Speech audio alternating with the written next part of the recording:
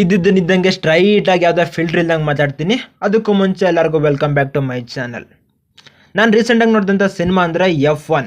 ಈ ಒಂದು ಸಿನಿಮಾ ಸಿಕ್ಕಾಪಟ್ಟೆ ಬಿಗ್ ಹಿಟ್ ಆಯಿತು ಹಾಲಿವುಡ್ಡಲ್ಲಿ. ಅಷ್ಟೇ ಅಲ್ಲ, ಈ ಒಂದು ಸಿನಿಮಾನ ಸಿಕ್ಕಾಪಟ್ಟೆ ಸರಿ ಸಖತ್ತು ಅಪ್ರಿಷಿಯೇಟ್ನ ಮಾಡಿದ್ರು. ಹಂಗಾಗಿ ಈ ಒಂದು ಸಿನಿಮಾದಲ್ಲಿ ಏನೋ ಮ್ಯಾಟ್ರ್ ಇದೆ ಅಂತ ನಾನು ನೋಡೋಕೆ ನಿಂತ್ಕೊಂಡೆ. ನಿಜ, ಓಕೆ, ಇಷ್ಟ ಆಯಿತು. ಅಂಥ ಗ್ರೇಟ್ ಸಿನಿಮಾ ಏನಲ್ಲ, ಬಟ್ ಓಕೆ. ನನಗೆ ಆ್ಯಕ್ಚುಲಿ ರೇಸಿಂಗ್ ಬಗ್ಗೆ ಅಷ್ಟೊಂದು ಐಡಿಯಾ ಇಲ್ಲ, ಅದು ಕಾರ್ ರೇಸಿಂಗ್ ಬಗ್ಗೆ. ಬಟ್ ಈ ಒಂದು ಸಿನಿಮಾ ನೋಡಿದ್ಮೇಲೆ ಲಿಟ್ಲ್ ಬಿಟ್ ಎಲ್ಲೋ ಒಂದು ಕಡೆ ಎಡ್ಜ್ ಬಂತು ಅದ್ರ ಬಗ್ಗೆ. ಇನ್ನು ಇಂಥ ರೇಸಿಂಗ್ ಫಿಲಮ್ಸಲ್ಲಿ ಎಡಿಟಿಂಗು ತುಂಬ ವರ್ಕ್ ಆಗಬೇಕು. ಇಲ್ಲಿ ಅದು ಡಬಲ್ ಆಗಿ ವರ್ಕ್ ಆಗಿದೆ.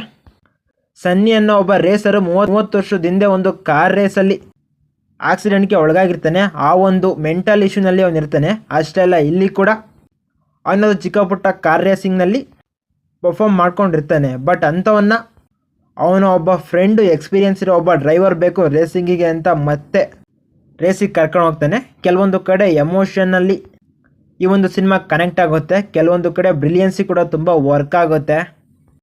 ಇನ್ನೊಂದು ಮ್ಯಾಟ್ರ್ ಗುರು, ಈ ಒಂದು ಸಿನಿಮಾದ ಕೆಲವೊಂದು ಸೀನ್ಸ್ನ ತೆಗ್ದಿರೋದು ಐಫೋನಲ್ಲಿ. ಆ ಕಾರ್ ಒಳಗಡೆ ಕ್ಯಾಮ್ರಾ ಇಡೋವಂಥ ಸ್ಪೇಸ್ ಇಲ್ದಿರೋ ಕಾರಣ ಈ ಒಂದು ಸಿನಿಮಾದ ಕೆಲವೊಂದು ಪಾರ್ಟ್ಗಳನ್ನ ಐಫೋನಲ್ಲಿ ಶೂಟ್ ಮಾಡಿದ್ದಾರೆ. ಡೈಲಾಗ್ಸೇ ಆಗಲಿ, ಕಮೆಂಟ್ರಿ ಆಗಲಿ ಎಲ್ಲ ತುಂಬ ಅಟ್ರ್ಯಾಕ್ಟ್ ಮಾಡಿದ್ವು.